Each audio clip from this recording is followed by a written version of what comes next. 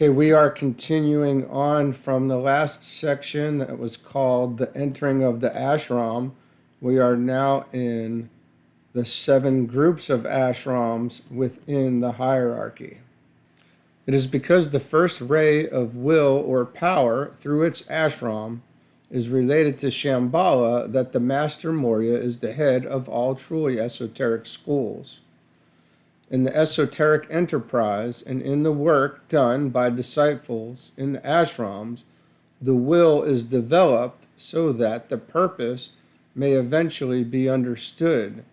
He relates the 3 points of the triangle composed of the hierarchy, the world of souls on the mental plane, and those human souls who, on all rays, are ready for contact with the hierarchy. They have made contact with their souls, and this is registered in the hierarchy. The triangle is, therefore, as follows. As the externalization of the ashram proceeds, those souls upon the physical plane who are ready for enlightenment will find their way into the new group of world servers. This group will increasingly assume potent relation between the units of life within its periphery, the ashram and humanity. From one point of view, the new group of world servers can be regarded not only as a relating group, but also as a great transforming station, dowered later with 2 functions in relation to the ashram, and dowered later, though not noticeably at the present time. And this word dower being related to the word dowry, so it would be like a giving, an inheritance type, past tense, so it's already happened, right? These 2 functions are: 1, the function is to enable externalizing units of perfection, the higher initiates and the masters, to step down their individual potency to such a degree that they will be able to work in physical objectivity on the earth with no undesirable effects upon humanity. I refer to average and undeveloped human beings. Students should bear in mind that contact with those who are initiates of high degree and members of an ashram has the following 3 effects upon humanity. A. On evolved men, aspirants, probationers, and disciples, the effect is stimulating and magnetic. B. On average human beings, capable of little response yet susceptible to impact and sensitive to impression, the effect is not helpful and is often destructive because their etheric bodies are not competent to entertain and employ such high vibrations.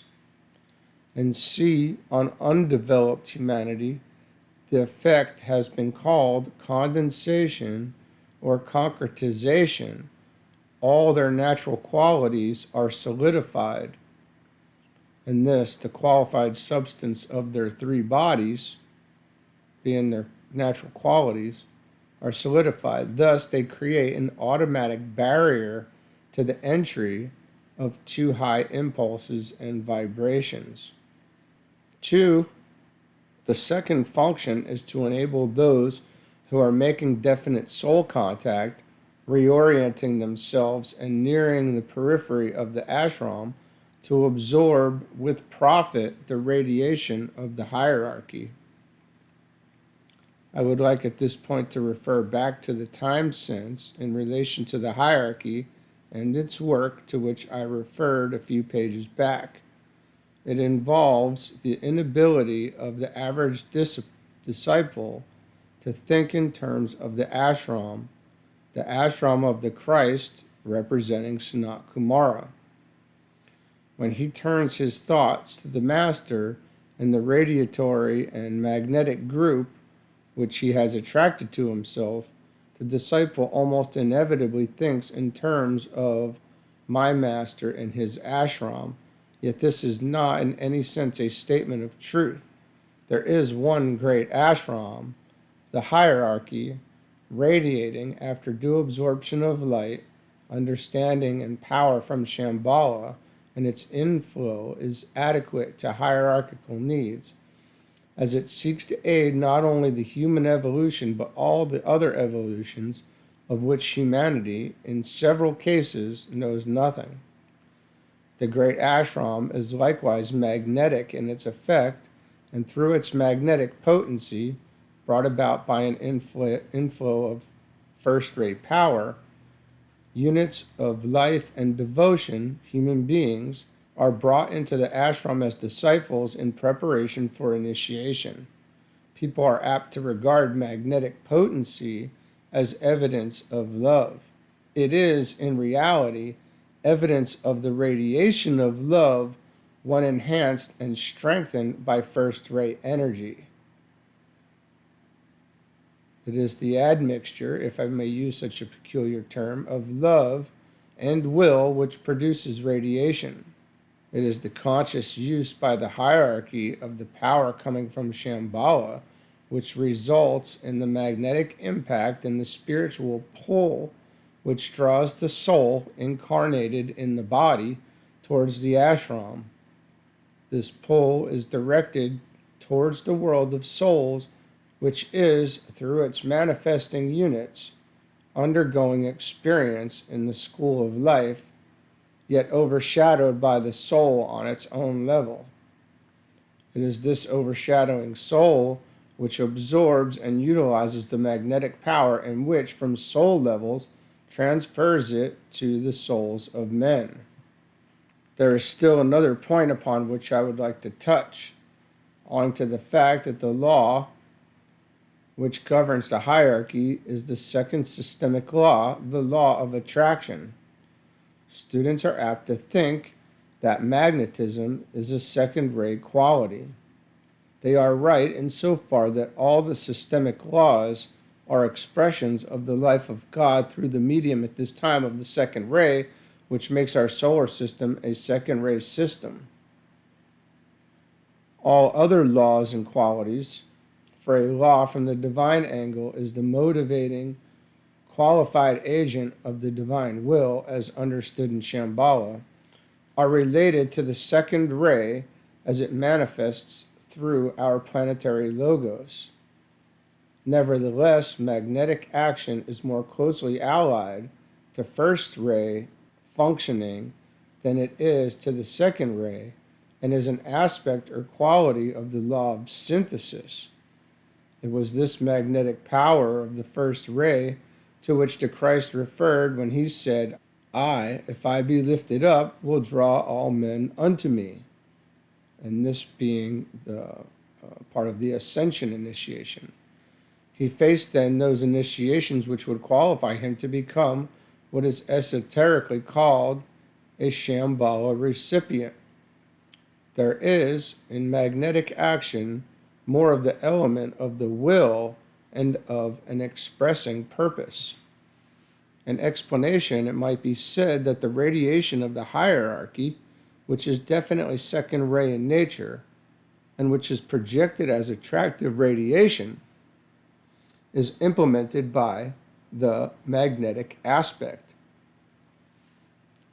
This, as the old commentary puts it, is a point of focused fire found in the center of the jewel. It stirs to life the quality of love which permeates the ashram of the Lord. Radiation then can penetrate to other centers and to other lives, and thus the Lord is served. It is this point of focused dynamic will at the very heart of the hierarchy which in reality implements the plan. To put the matter as simply as possible, too simply to be entirely exact, yet near enough to the truth to be clarifying and helpful, it is this magnetic potency, this dynamic, active, and energizing will, which enables the hierarchy to move forward upon the eternal path. Its functions might be listed as follows. 1. It is the connecting energy which comes from Shambhala and enlivens, literally and occultly understood, the ashram of Sanat Kumara. It is, in one sense, the higher correspondence to the prana, which enlivens the dense physical body of man.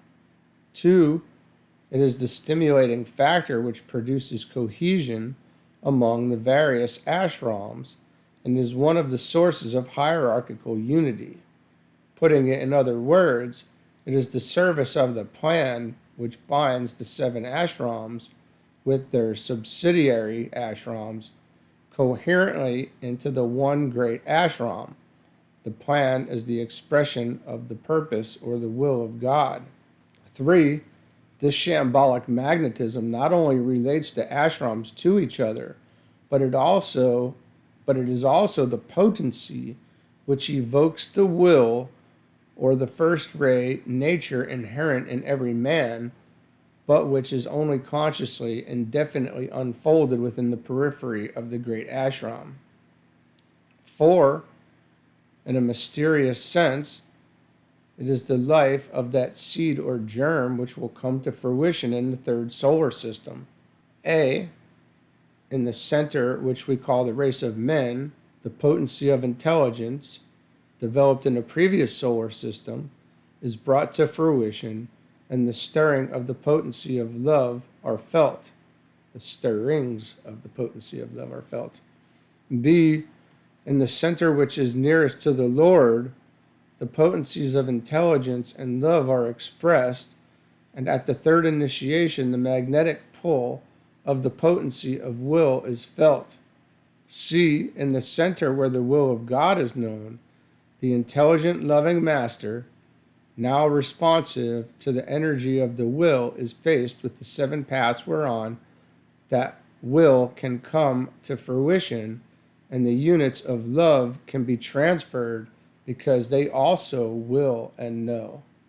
They can then form part of the 3rd solar system, which will be definitely under the influences coming from the cosmic mental plane, just as in this solar system, the energies coming from the cosmic astral plane have been the major influence. All this, of course, an inadequate expression of abstruse truth. The cosmic astral plane is not an illusion, as is the astral plane with which we are all so unhappily acquainted. The reason for this lies in the fact that all our planes constitute the cosmic physical plane and are therefore regarded, as far as 3 worlds of human evolution are concerned, as illusion. For the dense physical substance is not a principle. This you have oft been told. The cosmic astral plane is a reservoir of love energy pouring into 2 of our planes, which constitute part of the cosmic etheric body, the monadic plane and the Buddhic plane. It is that which permeates the radiation from the hierarchy to which humanity is responsive. No disciple or aspirant can be drawn into the periphery of the hierarchy and from thence into an ashram without finding that his will nature is being affected. It will only show itself at this stage as persistence and determination. Persistence is a quality of life and related to immortality, whilst determination is the lowest aspect of the will.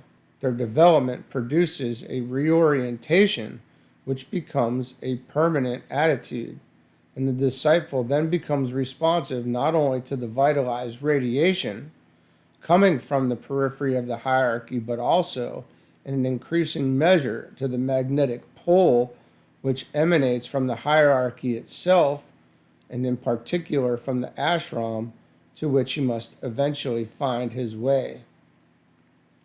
If you will make a close study of all the above information, you may find some measure of enlightenment.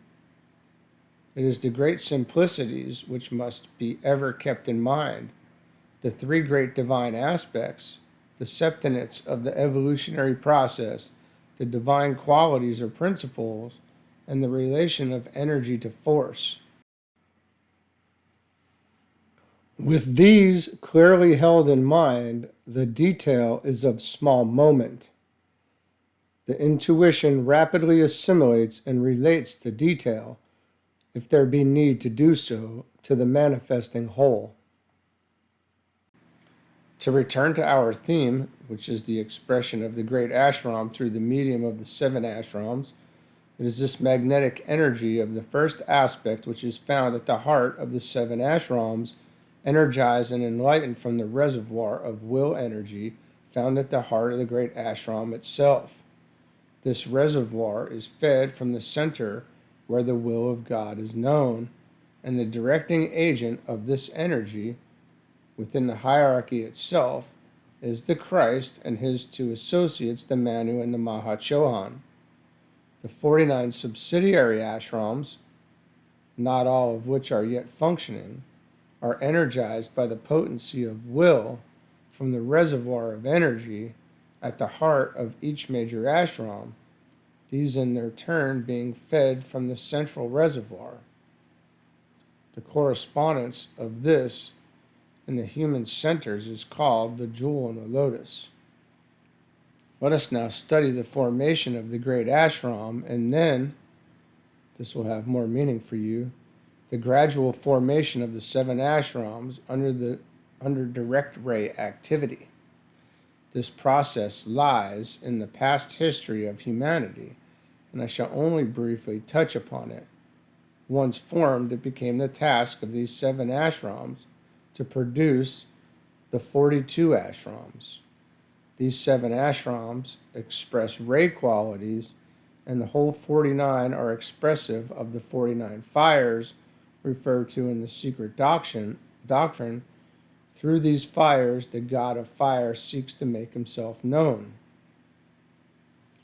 As we study some of the esoteric details connected with the life, the quality, and later the appearance of the ashrams of the masters, I would remind you of certain points I have already made. Your minds then will be predisposed to right thinking and interpretation. I am anxious for your approach to the subject to be correct. I have given you a number of definitions of an ashram in the previous pages and in my other books, and I would have you bear these in mind.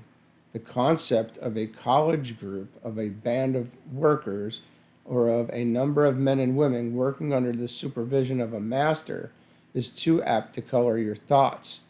The complete freedom from all coercion or from any supervision of daily activity, the instinctive reaction of all within the ashram to the ray influence and to the breath of the prevailing will, as it is called, is something very different.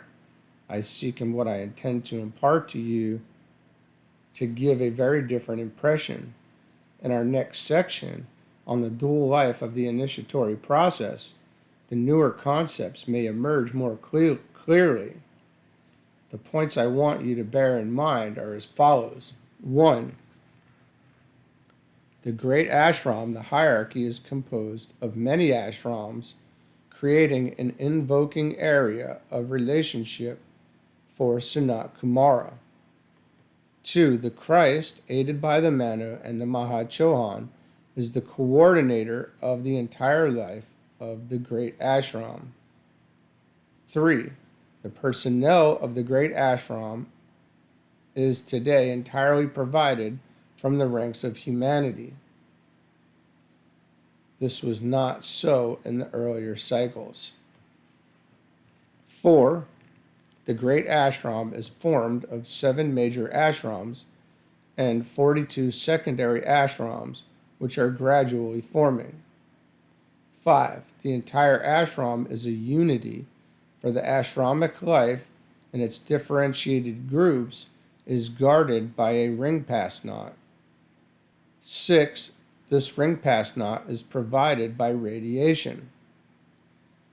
7. The 42 lesser ashrams are held together by the magnetic interplay of the whole. 8. Aspirants are drawn into relation with the ashram through its radiation and enter finally into its magnetic field. 9. There is a dual flow of energy or force into the great ashram. A. Energizing life from Shambhala, or what is called unfettered enlightenment. and B, the energy of active intelligence from humanity, thus enabling the masters to formulate the plan. 10. The 7 ashrams are all concerned with the plan. 11. The Master Morya is the head of all esoteric schools which truly prepare an aspirant for ashramic contact and work. The reason that a first-ray master is thus the head is because it is the will aspect which is developed within the ashram. 12. It is the service of the plan which binds the 7 ashrams with their subsidiary ashrams into the one great ashram. 13. It is only within his ray ashram that the will of the disciple is developed. 14.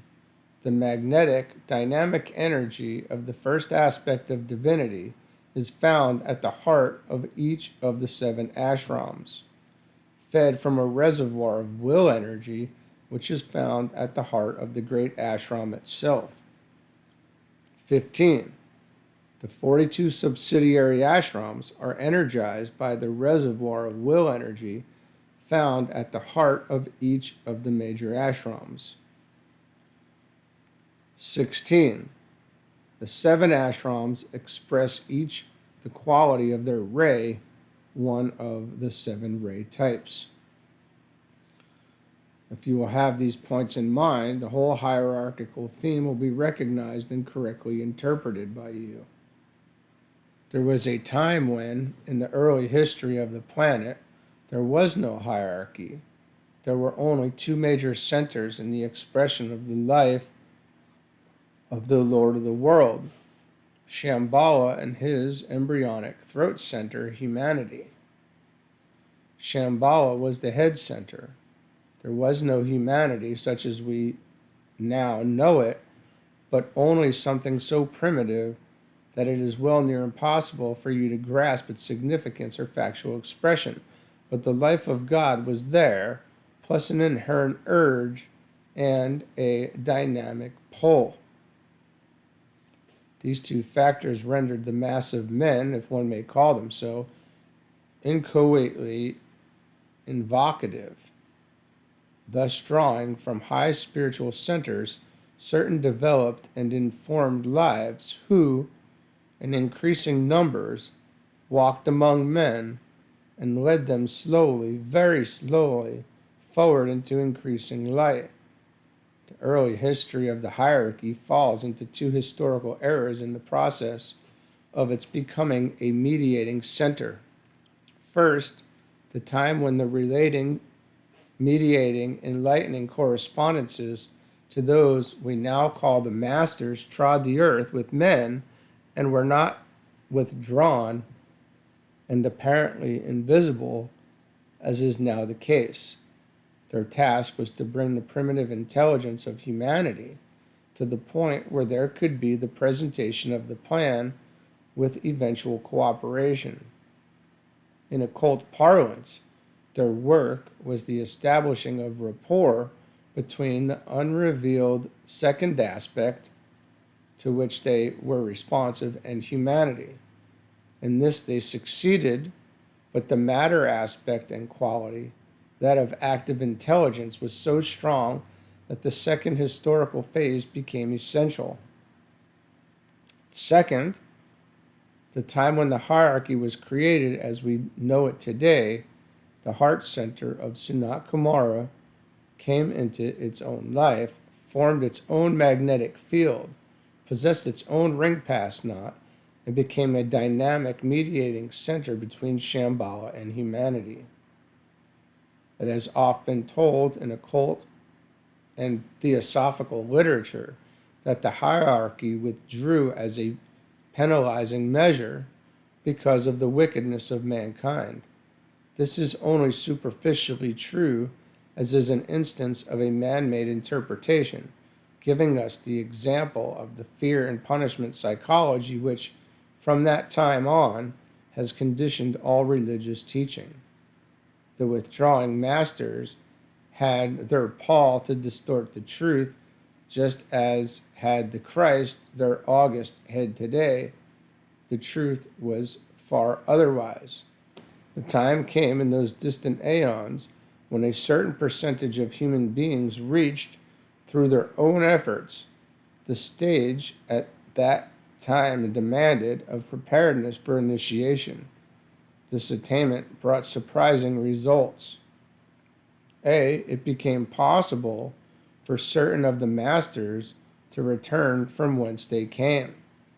B, it became necessary to provide conditions where these men, accepted for unfettered enlightenment, could receive the needed training.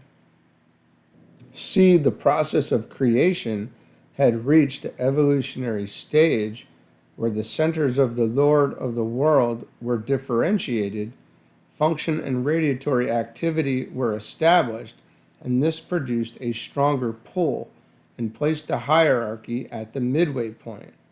A station of light and power was formed. All this was made possible because humanity could now produce its own enlightened ones. These two historical periods, not events except insofar that all time, all capitals, is a sequence or pattern of events, covered vast cycles.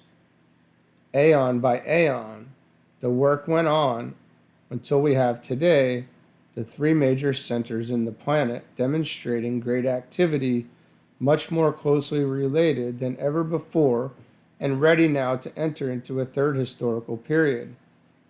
In this coming cycle, we shall see the first stages of the great spiritual fusion towards which all evolution tends.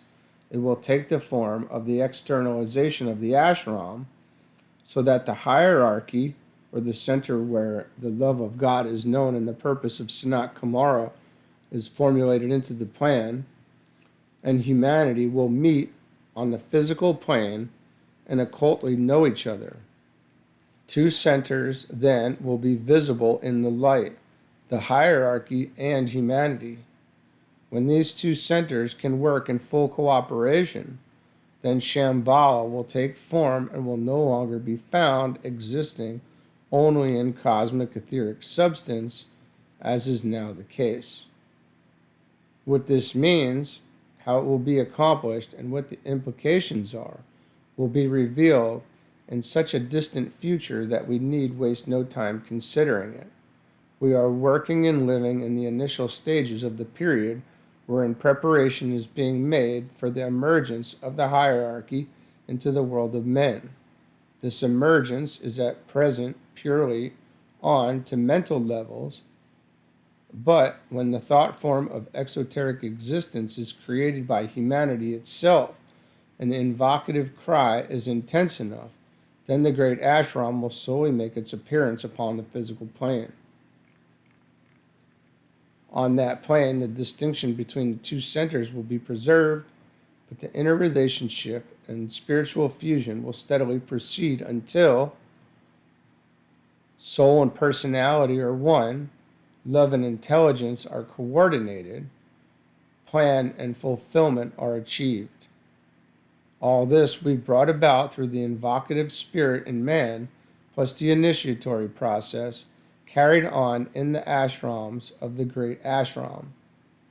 What this coming process will entail of change in civilization, in human nature, and in the group expression of the human spirit, religion, society, and politics, it is not possible here to say.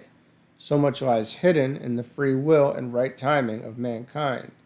But that future of spiritual cooperation and interplay within and without the great ashram is assured, and for it all true disciples are working. The world situation today is therefore one of great interest. Humanity, the world disciple, is in process of recovering from a major test prior to a step forward towards a conscious approach to more spiritual living. This factually means a definite approach to the hierarchy. In the meantime, the hierarchy is orienting itself to a much closer rapport with humanity and to an interior reorganization which will make it possible to admit disciples in large numbers into the great ashram. This will lead to the implementation of the lesser ashrams and also to a preparation for the transmission of more of the will energy through the great ashram into the throat center of Sunat Kumara, humanity. The 7 major ashrams are each responsive to one of the 7 types of ray energy and are focal points in the hierarchy of the 7 rays. The central, senior, and major ashram is, at this time, the repository of second ray energy, as this ray governs this second solar system. It is the ashram of love wisdom, the ashram in which the Buddha and the Christ received their initiations and through which each of them works. It will be obvious that if the process of invocation and evocation governs the interplay of the planetary centers, you have in this fact another reason why the senior ashram is second ray in quality. Invocation is related to radiation. Evocation is related to magnetism. These are 2 points worthy of your consideration. The other 6 major ashrams came sequentially into being as the invocation of primitive man reached such a point of intensity of expression that a response was evoked from Shambhala via its ray representatives working with directed energy in the 3 worlds. The point of radiatory force was established at first in relation to the second ray ashram and later to the other ashrams. One by one, as the rays cycled into activity in the 3 worlds and eventually on the physical plane, the 7 ashrams were founded, developed, and expanded until the time arrived, several aeons ago, when all 7 ashrams were fully organized, and through them passed a steady flow of human beings liberating themselves from the 3 worlds. In the earliest times, this flow of disciples was exceedingly small. One by one, individual aspirants found their way out of the ranks of humanity and inside the ring-pass knot of the hierarchy. In the beginning, only the first 2 initiations were given, and only through the instrumentality of the second ray. And at these initiations, the world teacher of the period of officiated. Then at a time when the 7th ray of ceremonial order, the ray which plays so potent and mysterious a part in the phase of discipleship called initiation, was in cyclic activity, a much greater number of disciples appeared, prepared for initiation. The initiatory process was then administered in a 7th ray ashram. This 7th ray ashram was the second to be formed, owing to the fact that the 7th ray is the relating factor between life and matter upon the form side. Again, so the ancient archives tell us, there came a great crisis in the evolution of humanity. This necessitated one of the rare cyclic changes which have distinguished the fluid policy of the hierarchy. Men began to demonstrate responsiveness to the law of integration, and personality appeared with all its potentiality for good and evil. Man became an integrated unit in the 3 worlds. A great possibility then emerged. Man could, through training and the use of the mind, make contact with the soul. This had not hitherto been done except to a slight degree.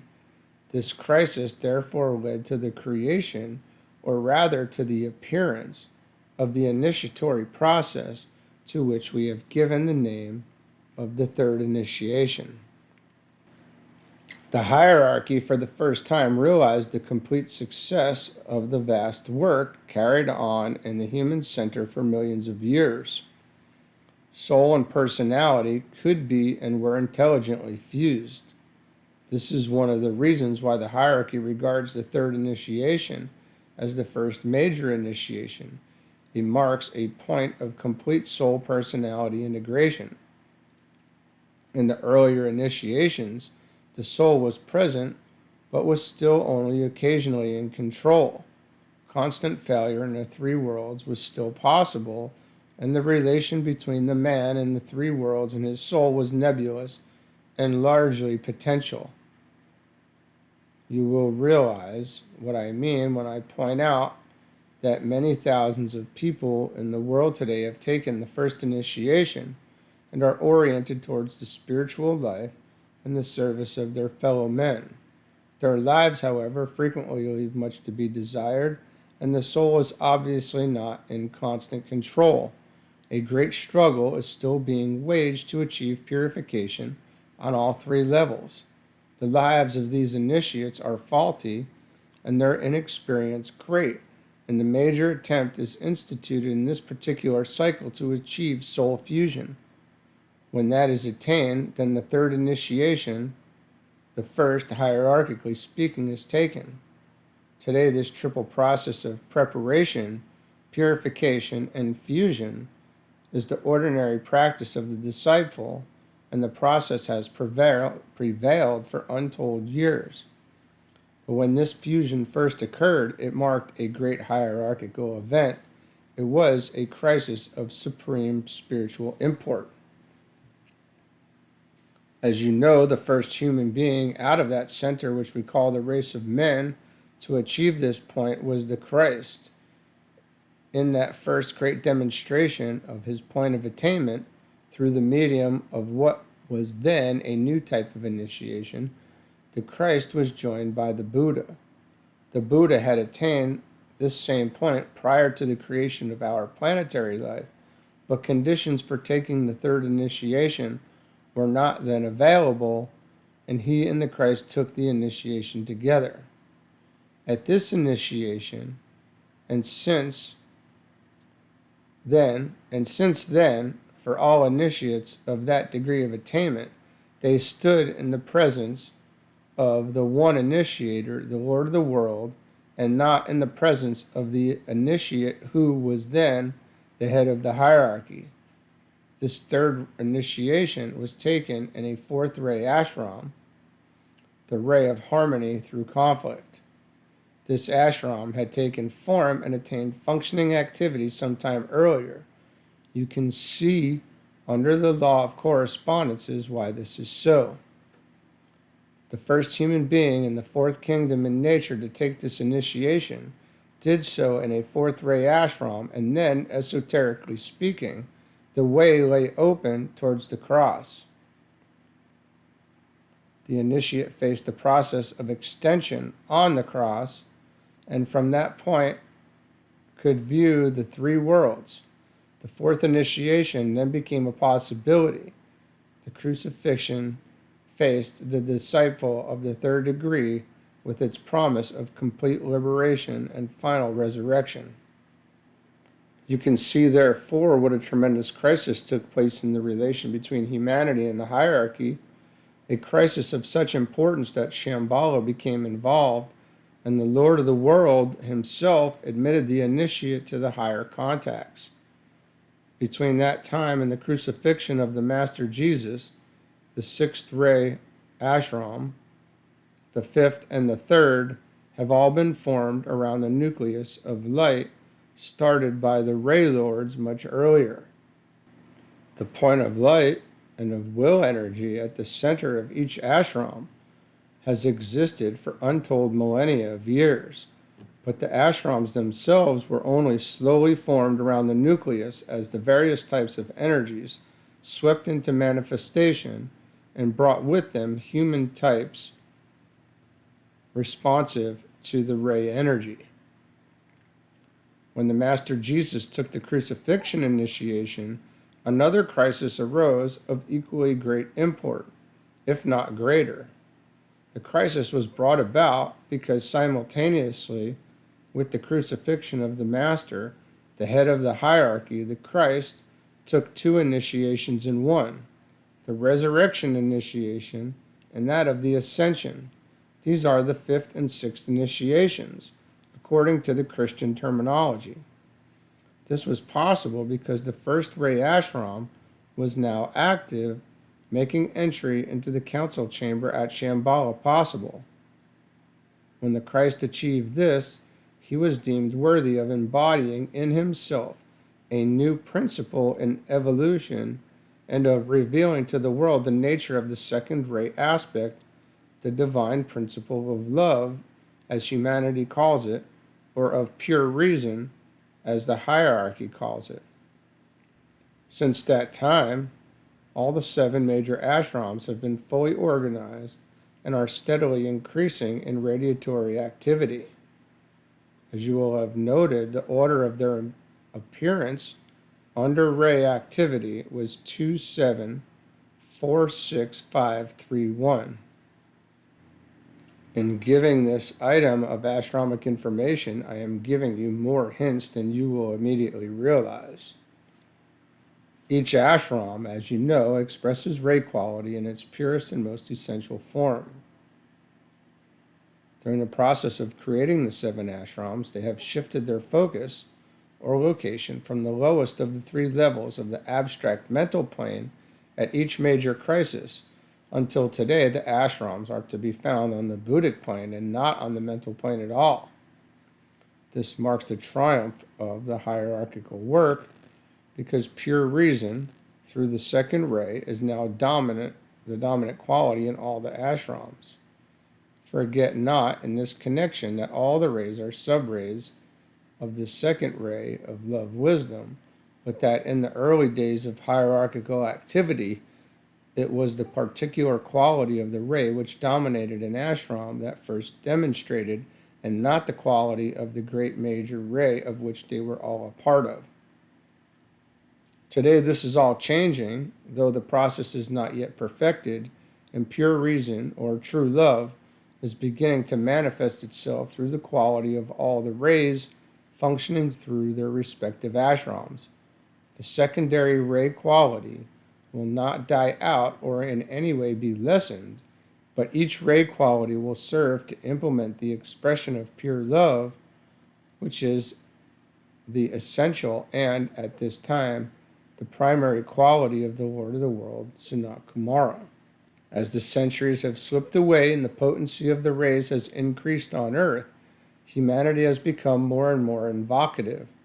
This has necessitated the expansion of the hierarchy itself, and each ashram has become the creator of 6 other ashrams, few of them as yet complete and some entirely embryonic, so that in fact all the 49 ashrams are in the making. The second ray, for instance, has 5 affiliated ashrams, and one of which only the nucleus exists, and all these are working under its inspiration and through the effect of the second ray's central fire. All have at their center a second ray disciple. The third ray has already 2 subsidiary ashrams, the 6th has 4, and so on. The first ray is the only one at this time with no subsidiary, fully functioning ashram, and this because the will aspect is, as yet, very little understood, and few initiates can meet the requirements of the first ray initiation. This is no reflection upon humanity. It is a question of divine timing and expediency, and Shambhala is not yet prepared for an influx of first ray initiates. Ages must pass before this will aspect will have reached a stage of unfoldment and expression on the physical plane and through the medium of mankind, which will warrant the fusing of 6 first ray fires, the purest fires there are. If you will add all the above information as a background to what you know about ashramic work today, you will have a more complete picture of evocative and spiritual reality. You know much, for I have told you much, anent the ashrams open today and the requirements for acceptance. It is essential that the uniqueness of the initiatory process be discounted. Down the ages, men have achieved, are achieving, and will achieve. The only difference is that, as the intellect of man develops, the requirements for initiation become more drastic and exacting, and the initiate therefore becomes of a distinctly higher order. The master today is infinitely wiser and more full of love and more occultly reasonable than was a master in the Atlantean times. This in itself constitutes a reasonable fact, does it not, my brothers? In considering the work carried forward in the ashram as it affects the masters themselves, two ideas automatically emerge. 1.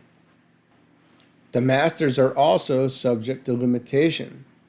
The general idea of all aspirants is that they represent those who leave achieved freedom, have been liberated, and are therefore held by no limiting circumstances whatsoever.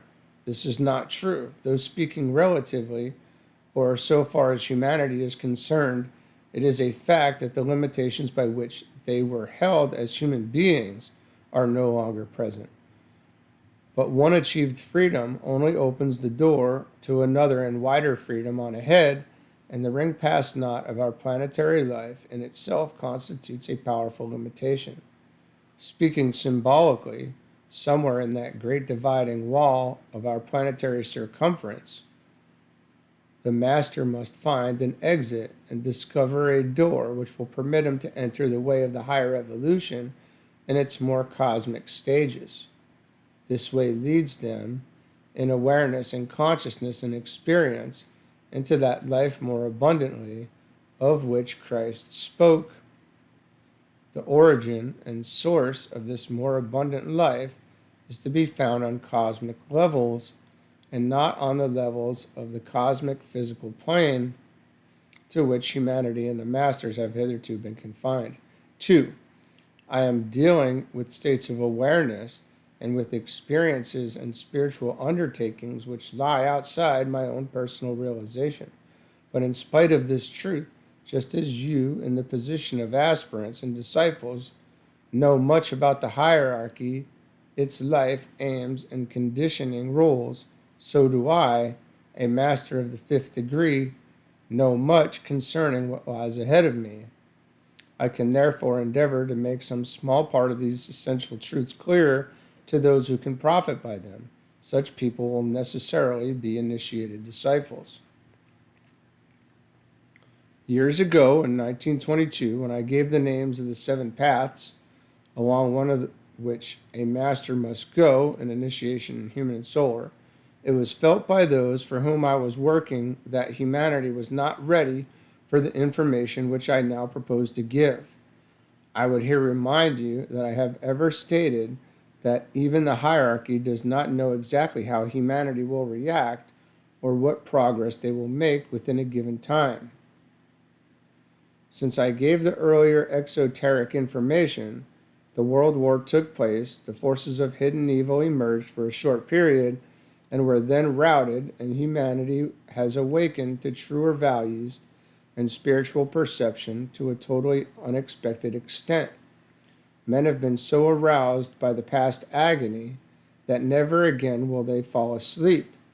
They may move slowly, but they are, for the first time on a large scale, really thinking and visioning. For this, it is now possible to give out teaching hitherto regarded as too advanced. There are those alive today who will understand. There are those coming into incarnation during the next 50 years whose feet are already set upon this higher way, and it is for them I write. There are certain preliminary statements which would be useful here if there is to be any real and true measure of clear thinking and understanding. Their significance will emerge as we study the 7 paths and the 9 initiations. I shall do no more than state them, but you must regard them as basic. 1. Our 7 planes, the mastery of which is our idealized spiritual goal, are after all only the lowest cosmic plane, the cosmic physical plane.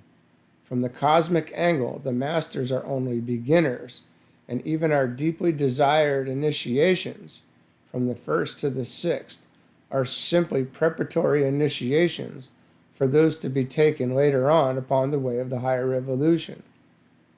2. This higher way is a 7-fold way.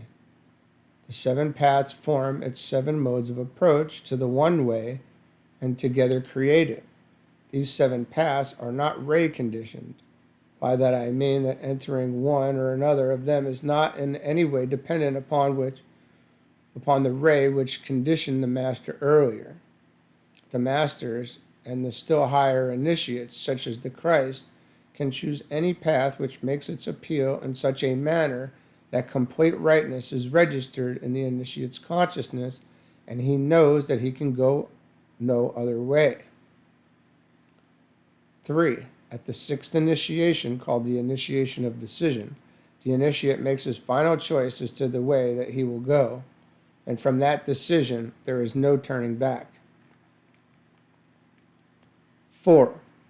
3 things will necessarily color any decision the initiate may make: his ray, which still determines him, his past activities as they may fit him for specialized work, plus a sense of freedom hitherto unrealized.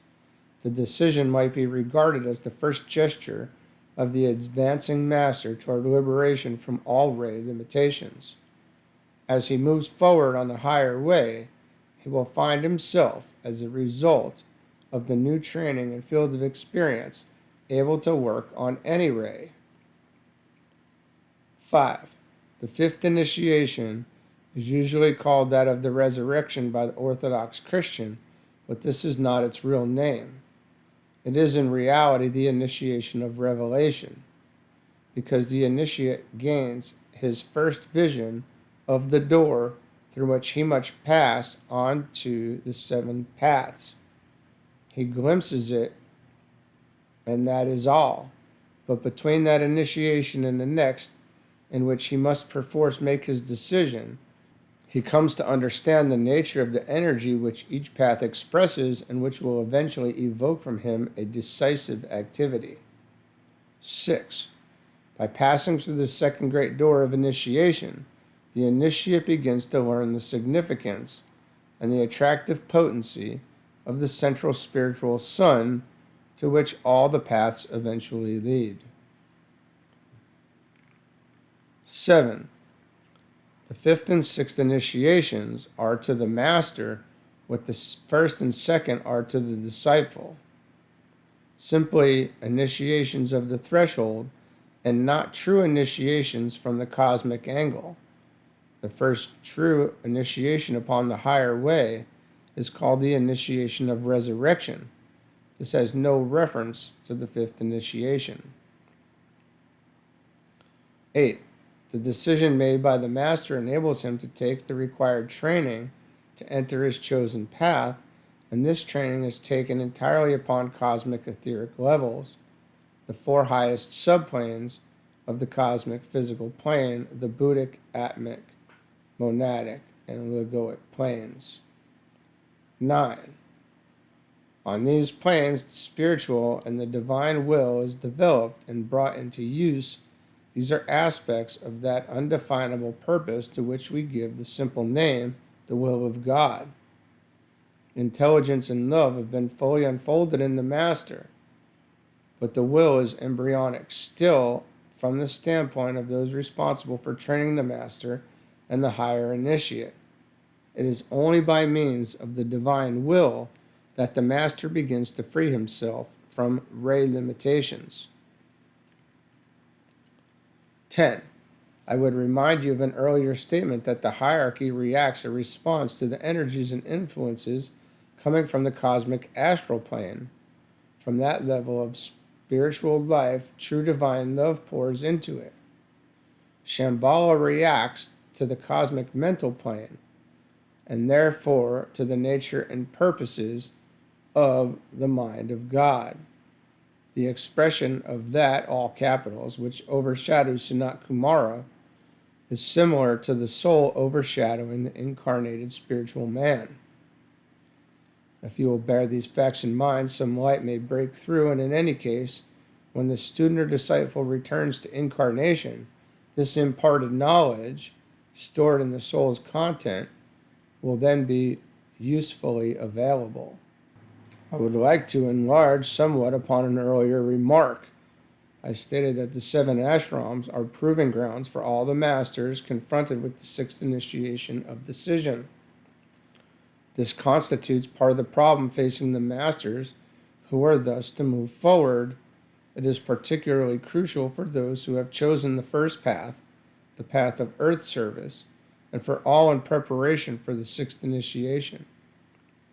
This process of changing for a final, conditioning decision in line, consciously realized, with divine purpose and entailing responsiveness to Shambhala, is a major undertaking. It is related to the development of understanding the will and concerns the spirit or life aspect.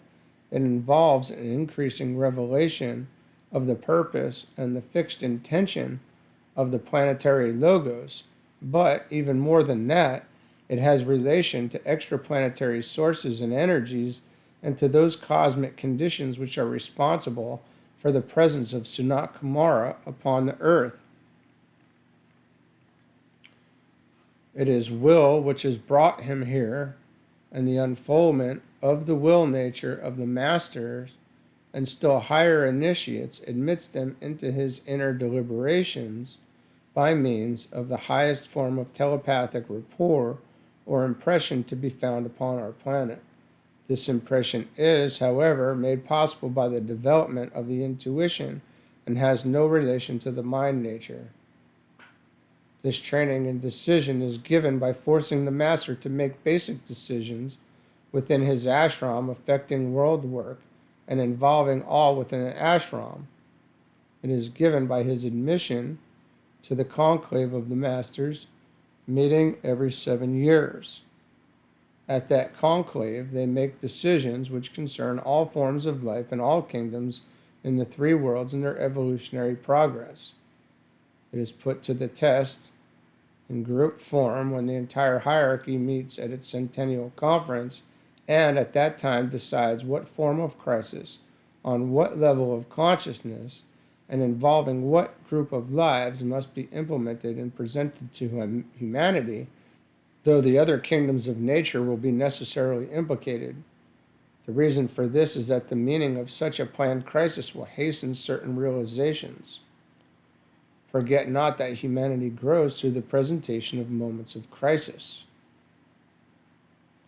These moments of crisis, based on past karma, conditioned by the point in evolution already achieved, and on the presence in the 3 worlds of certain appropriate ray forces, are brought to the point of precipitation by united decision in the conclave of the masters.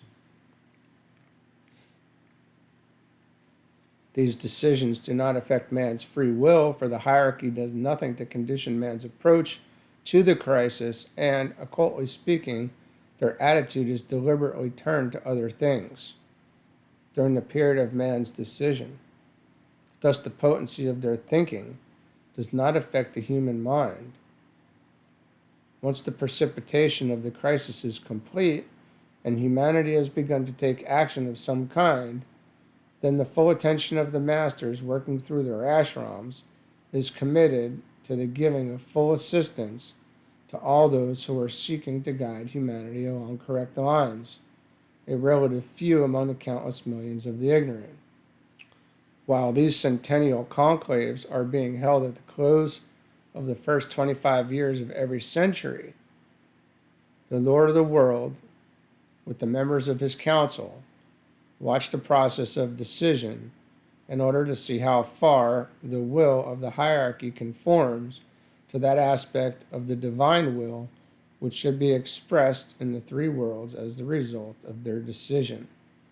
They watch also those particular masters who should in a short time be ready for the 6th initiation in order to see how much of that divine will they register and what is the nature and quality of their use of it. By recording that quality, council at Shambhala is able to determine with great accuracy which of the 7 paths a certain initiate will choose. In this manner, they become aware of how many senior disciples will be needed to take over the headship of an ashram. with a consequent admittance of many disciples to the initiation next in order for them. At the same time, aspirants on the periphery of an ashram are enabled to move forward into full ashramic participation. All this should give you some idea of the synthesis which expresses itself through the three planetary centers, Shambhala, the hierarchy, and humanity. These are responsible for the conditioning of the other planetary centers and the consequent demonstration of divine intention. The basic purpose of Sanat Kumara is to bring about right relations in every field of his manifested life. The encouraging factor is today that the activity of humanity itself is, for the first time, concerned with the entire subject of right human relations and how to bring it about. I would have you reflect on this, for it means that, again, for the first time, humanity is consciously responding to the will and intention of Shambhala, even though without realizing the esoteric implications. This is of far greater importance than you can imagine, for it signifies a new relationship of the spiritual nature and deeply spiritual results. The preparation of the master for this sixth initiation is exceedingly strenuous. They find it as difficult to achieve their goal as does the average disciple as he looks ahead at the initiation which immediately confronts him. They have to master the technique of handling the most potent energy and influence in the world, that of the intelligence. They have to penetrate into the mystery of electricity and implement its expression in the creative process under the directive of Shambhala. They have to learn to work with electric fire in the same way as much earlier they worked with fire by friction as personalities and with solar fire as disciples and less initiates. In this way, they become familiarized with what is meant by the words the central spiritual sun, just as they were familiar with the appearance of the physical sun when members of the human family, and with the heart of the sun as members of the hierarchy. Again, you can see the same unfolding synthesis, a synthesis which originates in that focal point of attractive dynamic energy known to us as the sun and its planets. Thus, within his ashram, the master learns occultly to decide and to condition the creative center for which he is responsible. He has to do this with the ashram, surrounded by all those who are in training and who are the agents of his will. Through them he must act, and they thereby limit necessarily the vision to which he reacts and step down the rate and quality of the energy of which he is the focal point.